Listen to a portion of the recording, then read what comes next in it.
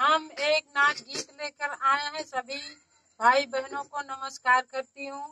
अगर पसंद आए तो नाच गीत को लाइक सब्सक्राइब जरूर करिएगा।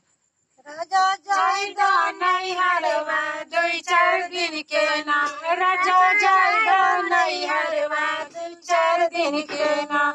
तेरे संग बोलबू के करे संग डोलबू, के करे संग बोलबू के करे संग डोलबू, हाय के करे संग हाय के करे संग अपन जियारा बुझाइबू, हाय करे संग अपन जियारा बुझाइबू, हाय करे संग। राजा जाएगा नैहरवा 2-4 दिन के नाम, राजा जाएगा नैहरवा 2-4 दिन के नाम।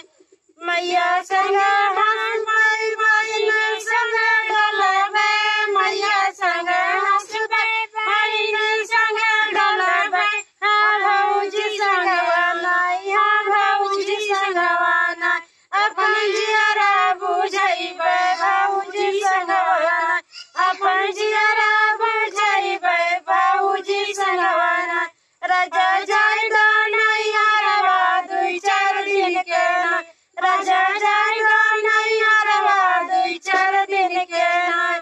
मैया संग हंस भाई बहिन संग डलबे, मैया संग हंस भाई बहिन संग डलबे, हाँ भौजी संगवाना, हाँ भौजी संगवाना, अपन जियारा बुझाइबे भौजी संगवाना।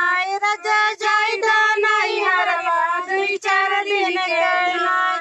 मैया रहै बुढ़िया बहिन ससुराई तीन, मैया रहै बुढ़िया बहिन ससुराई तीन, हाँ भौजी तोरे ना, हाँ भौजी तोरे ना, समय भैया जी ससुरवा भौजी तोरे ना, समय भैया जी करवा भौजी तोरे ना।